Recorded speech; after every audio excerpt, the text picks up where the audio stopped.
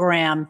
And I am just so thrilled that you are continuing to watch all the episodes that we have available today with our top leaders of the industry. It's April 8th, 2021, and it is a special GMID day. And I am so excited to have this time with my longtime friend, the global manager with Maritz Global Events, a travel industry consultant, trainer, speaker, along with being on many, many industry boards. He is by far the best Hospitality International representative, here to talk about business events as an engine for economic recovery and social reconnection.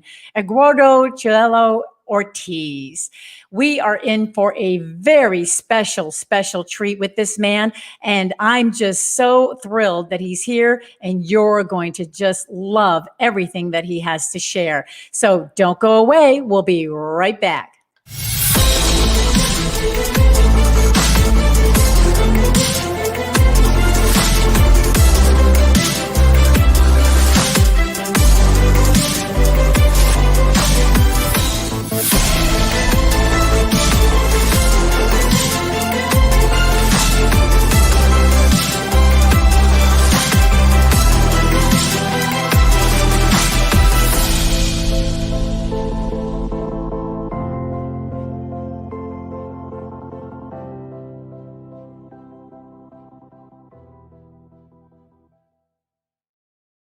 Again, welcome back. We are here with my fabulous longtime friend. Hello, Mr. Ortiz. Happy GMID to you, sir. How are you, Deborah? What an honor being the hospitality show that you have, such a celebrity and such a very renowned person in our industry. It's a real honor, and thank you for taking me into consideration in your program for the GMID 21, which is a very special, as you said, GMID for our industry. Absolutely, especially on an international basis. And I know it's been a very difficult time, even, in the Mexico area, even though you're from Virginia, you're Virginia, representing Mexico as much as you do, or Latin American in general. It's been a very difficult time, hasn't it? Definitely. We cannot say it hasn't been that. However, I think that we're taking it in a very good way. I think this industry is made of something special, because I think everybody took this opportunity to upskill, to reevaluate, to do some introspection, to evaluate how we were doing, what are we not doing good, what we need to improve. So I think it also has its good things, but definitely in terms of economic and performance, it was a very difficult year. It was, but I feel the upswing. Meetings and events are going to return. So I'm sure things are, as every day is a moving target, but it's getting better to the center of that target for us. And so how are the Latin American meeting destinations different from the rest of the world at this time? Is there anything going on that you'd like to give us some updates on? Well, I think that Latin America has a lot of competitive advantages in this recovery process because of several characteristics that we have in the region.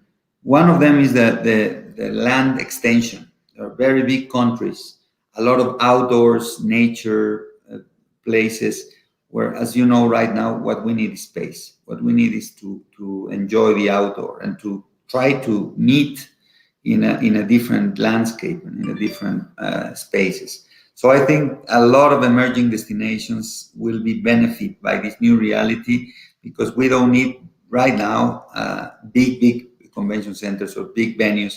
We need more a combination of different type of spaces. And in that sense, I think the Latin American countries have a lot of versatility and richness. And also the other part, which I think is even more important, because we're talking of an industry from persons to persons. I think the human part of our industry is the most important. And as you well know, because you know a lot of Latin American colleagues, we know how to do social reconnections. We know how to put the warmth and the care in front of whatever we do. So I think that the trust of meeting again, of gathering with people, will be easy when you find an environment, a social environment that is conducive to this interaction, but with care.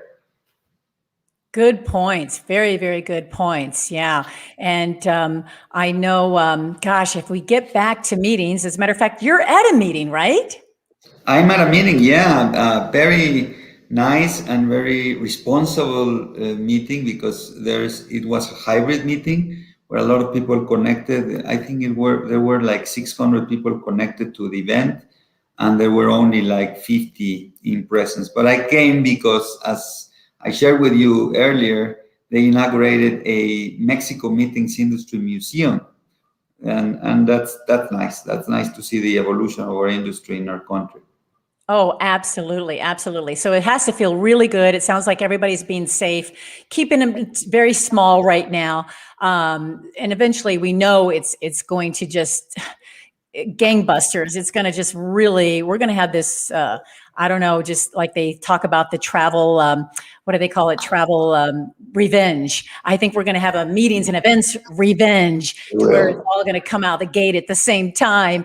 And it couldn't happen any sooner than we want. That's for sure. But the meetings mean business correlation recently reported that 81% of people really can't wait to get back to face right now. As we slowly return to meetings and events, how do you envision it? How do you envision it as a result of the pandemic?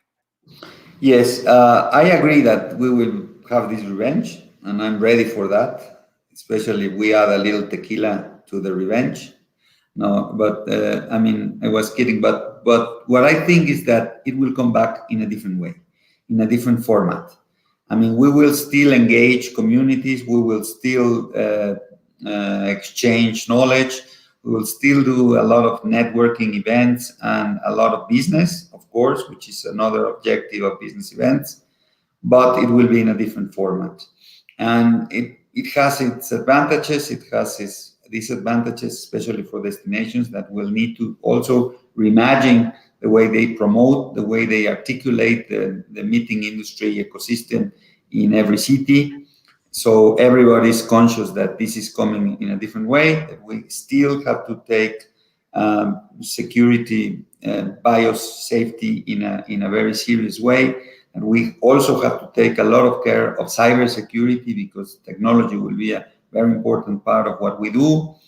And what I always say is that the meeting professionals were very good at transactions and logistics. Then they were, meeting architects, or they call meeting designers and strategists. But now we are in the psychology of the meetings industry. So the emotional intelligence, all these soft skills that have to do with taking care of the empathy, the creativity, the flexibility, when you sit with somebody to negotiate, or when you receive a lot of participants in your event, you have to practice all these soft skills and these abilities in the human side and the psychology side, because in an event, there are a lot of types of personalities, and there will still be a lot of fear and a lot of hurry to meet, and you have to combine those feelings in a very wise way. And so I think the business event strategist has to have those ability to know how to treat each group of personas, how they call them. Right, right. And as you're mentioning soft skills, what are those that are going to be needed to for the recovery process in the meetings industry? What exactly, when we're talking about soft skills, what does that mean? Well, first of all, I think a lot of, and I know that this word has been mentioned so many times in these times, but empathy is number one, because you really need to think that this was a crisis, that it was not only for the suppliers, was also for the clients and for every human being in this world. And also it gave us a lot of global understanding of what was happening in other regions. Because, I mean, normally when we don't have a business relationship with people from New Zealand or from Taiwan, now we know what they did in the health phases of this pandemic. So now we're more aware of how they are opening their businesses, how they are reactivating their protocols. So I think global mindset is one, empathy is another one, flexibility has to be, and we're not so good at that in the meetings industry because we're very fixed, and we normally are very strict and very rigid on what we negotiate and we put on the table. Right now, I think we have to open our minds and be completely flexible.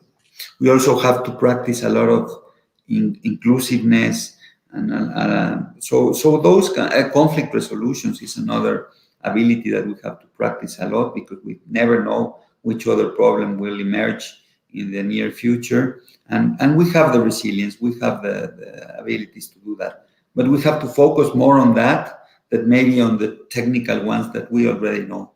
And in the technical part, well, the digital capabilities. We need digital skills because, of course, we're in a completely digitalized world. Yep. And events have to use technology and have to embrace technology in the smartest ways possible to make smart events. Yeah, that is very true. Those are great examples of soft skills, especially the flexibility, because I have to agree, we haven't been flexible. And as we mentioned on an earlier show with Sheriff Karamat with PCMA, we were talking about this, that we don't want to go back to meetings. Some people are like, okay, I can't wait to get back to meetings. And it's like, no, you don't want to go back to meetings. We need to move forward and try new things and be more creative, and I believe be more flexible, so that the attendees or the participants can experience something new and different than ever before. And the only way to do that is to just get out of our way and let things new come into our ecosystem of meetings and events. Correct. And also another thing, normally when, as you know, I was a destination marketer, and we put it a lot of effort in a meeting planner, in the organizer, in the owner of the show. Now I think we need to put attention on the person, on the participant, individual participant, because I think if we are successful in creating a good experience for them, and we build trust, and we really make them feel that we're taking care of them, then the organizer and the owner will be satisfied with whatever result they have. Yes, I have to agree. Back in 2017, I remember there was a report that came out, and I can't remember where this came from, but on average, the participants would go to 5 different meetings or conferences a year. And I can't even imagine what it's going to be like when they get back and, we get going with meetings and events again. But having participants go to at least 5 different conferences or meetings means they're not going to want to see the same thing over and over. They're not going to see what everybody's doing there at every single meeting. It's going to get boring to them. And we have a tendency in our industry to copy. We're like copycats. It worked at this meeting that I went to. Oh, let's try it at our meeting. And we got to get rid of that. We got to get away from the same old norm. We need to really get out of our way and try something new and different. And do you see that the Latin American destinations are trying to do that too? Definitely. I participate very actively in the Latin American Association of CVBs. We had a weekly this webinar or Zoom or however you call it, with all the other CVBs, and there was a lot of education and a lot of sharing of experiences and information, so to understand how the business is coming. So I think yes, and also I think that we're more and more thoughtful about the fact that you need a purpose to go to an event. You need something else. You need a why. So the participants and the organizer, everybody will be very selective from now on, and when to connect, when to participate, when to travel. And if I travel, maybe I will stay more days as a digital nomad in that destination, and I'll take my computer and work from there, because right now it doesn't matter where you are. So I think destinations have to take a look at that and take advantage of this new leisure fashion that will emerge also, I think, as a result of this. Right, right. And on top of that, of course, a lot of it's being held back because of this safety situation. And we know GMID's theme is meet safe. Is it even safe to go back to meetings right now? It is. It is if the destination and all the ecosystem in the destination, the players are doing their part. I've been following, for example, what Los Cabos in Mexico is doing, and they have an amazing experience and an amazing chain of command in terms of the safety, both from the public part in the regulations and everything has to be put in place for the health ministry, but also from the private. All the businesses are articulating themselves very nicely. So I think if that happens and you can find the open spaces and the where you feel safe, I think the meetings industry face to face will come back.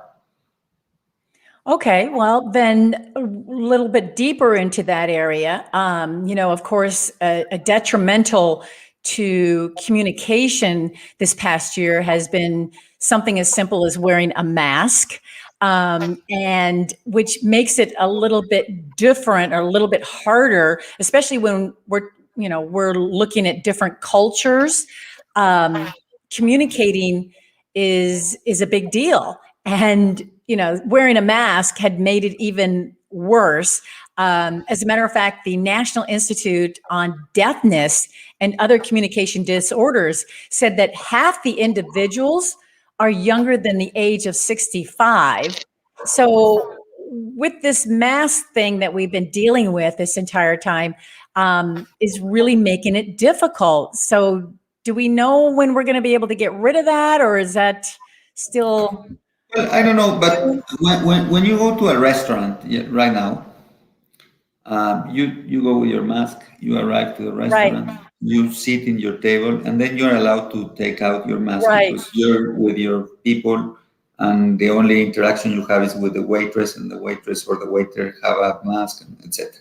So that same thing I've experienced yesterday here in this meeting that is 50 people of family, the meetings industry family here in Mexico.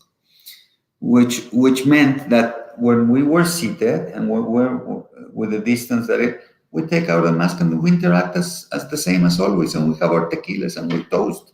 I mean, we can do it, but of course, when you're walking and everybody's walking at the same time, and you're a lot of people, well, your little mask and you take care of yourself, and that's it. And Right. also because right now the other thing is that the vaccination is not in the same speed. So I know, and I'm very happy that in the US, the speed of vaccination is huge. And that's why people is gaining confidence, etc., to recover the activity. But that is not the same in different countries. So we will see a lot of differences in that, and we still have to take care of ourselves, I think. Right, right. Okay, very, very good points. Very good points. Well, looking back, reflecting on this entire year, I'm sure there's something that you've learned that you would like to share with us. We're always learning, right? So Oh, definitely. this one was a big learning bulldoze beast. What are some of the things that you've learned this past year? As a person, I learned a lot because, as you may remember, I was on the road maybe more than half the year, and now I only traveled for 3 days in 1 year. So that made me connect better with my people, with my family, with the problems that we had as a family, or the challenges or the successes or everything. So that gave me an opportunity to do that in a personal way, also to take more care of my health, personal health. So I took that opportunity. I'm exercising. I'm doing things that I didn't do before. And I'm also taking good care of what I eat. So my nutrition is getting better. And I think that's mostly universal. I've talked with a lot of people, and a lot of people are changing their nutrition habits, changing their exercise habits, and I think and connecting more with their families and their people, and etc. So that's good in a personal way. In an industry, I think that what we have very clear is that the meetings industry, as you said at the beginning of the title of this interview, has a big role in the economic recovery of different sectors. We're very important for a lot of sectors, and also for the mental social reconnection, because we are at the end social animals. We want to be together, we want to share things, and I think we have a very special role in that. So I think there was a revalorization of the encounter, of the meetings, of the reunions, of the summits. So yes, we will be more selective. Yes, there will be smaller meetings, or maybe hybrid meetings, or omni-channel, as they say. But it's very important. Our industry is very important for the economy, for the health, for the education, and for the transformation of our societies. Good points. Very good points. Yeah, it's been a huge reflection. I know I've learned a lot of lessons at the same time, but it's all going to be good to not forget, but to apply and to utilize and to share. Definitely, and also this technological way of meeting. I mean, at the end, I communicated with more people than ever. I had, Right. and also in the same time, I had people from Asia, from Europe, from Latin America. So that also gave us the opportunity to explore the world in a different way and to speak the language of the other people in a easier way and very affordable. You only click and then you're there. You're connecting. Yeah, isn't with that nice? Yeah, exactly. So we have to take, as you say, the good things that we learned as an advantage, and we have to keep them. Yeah. And, Yep. Absolutely. So, Eduardo, do you, you've been in the industry a long time, and definitely one of the top leaders that I know and admire. Do you have any mentors that have helped you through your career? Oh, definitely, definitely. I have a lot of mentors. First, of course, in terms of timing, a lot of Mexican leaders that helped me reach my goals and achieve what I achieved when I was at the Mexico Tourism Board. A lot of good ministers of tourism and hoteliers and businessmen that accompanied me in all this journey. And then, of course, when I arrived to the US, I had a wonderful experience and a welcoming experience for a lot of leaders. I appreciate a lot my good friends from the meetings industry associations, chairwomen. Deborah Sexton, I have to say, she was one of those. My dear friend David Peckinpah, that I work with him, but I know him since my Mexico times. He's also very inspirational. I really admire him as a leader. And what can I say about, for example, Ray Bloom, that is such an amazing, humble, successful businessman in their industry that always brings us together in one way or another.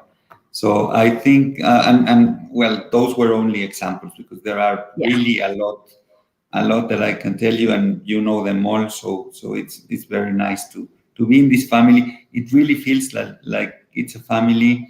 Their success is your success. Whenever somebody has a goal achieved, then you're happy, and that's nice. Well, and kudos to them, because following your career has been a pleasure to watch you learn and grow throughout the years, no matter where you are. So it's always been good to stay in touch and just admire your stepping stones that you've been taking throughout the years. So those are good mentors. Thank And you it's very always much. good to have mentors. There's no doubt. So as we close out today, I guess I just wanted to ask, was there anything that you were particularly grateful for looking back at this pandemic? The fact that I connected more with my family was the best thing that happened to me. And also that I will always be more careful of my health. That's something I'm grateful for. And also that when I'm thankful also that I'm able to go back and to see somebody face to face, and that nothing really happened. Nothing was broken. the relationships are there. We're strong enough that we're still friends. So I think that's also something that the relationships we make in this industry are very solid, and we have to be grateful of that. Yeah, we do. We definitely do. And as an international representation position, you have done a marvelous, marvelous job. Everybody knows you in the industry, both in the U.S. and in Mexico in particular. But gosh, I'm just thrilled to have had the opportunity to have you on today and taking time out of your busy schedule, being at an in-person meeting. It gives us hope. Totally gives us hope. Thank you. Very nice comments. Thank you for everything. And this space for me is a privilege, really, Deborah. Absolutely. And we want people to continue their conversation with you. So I'm putting your contact information up with your email and website. Are there any other places that people can connect with you? Twitter. Oh, Twitter. Yeah, I'm at Twitter. That's my social media preferred thing. Yeah. Okay, I need to get better at that. But that's what sets you apart from me. That's for sure, no doubt. Well, thank you so much, Eduardo. I just cannot again thank you so much for being here, sharing with our viewers your brilliancy, and I just want to wish you a happy GMID day. Thank you. Happy GMID to you too. Well, there you have it. You have the most famous and the international over the international waters, especially the Latin American representation. We're talking about Eduardo, and he has just been amazing, amazing to know all of these years, and so appreciate his wisdom and knowledge that he just shared with all of us today. And now, if you would like to see the replay of this episode or share it with others, by all means, just take a look at our Hospitality Today Live Facebook page and YouTube channel. That's where you'll be able to retrieve it. And we would totally encourage you to do that, along with sending us any feedback, questions at our email of hello@hospitalitytodaylive.com. Well, next up, we have another very special guest, and she happens to be the CEO for the Events Industry Council, better known as EIC. And we're talking about none other than Amy Calvert. Amy is here with us today to share EIC's role in the meetings and events community, global advocacy, sustainability, social impact, and the future of our industry. So don't go away, take a short break and come back. It's going to be even more exciting right here on Hospitality Today Live.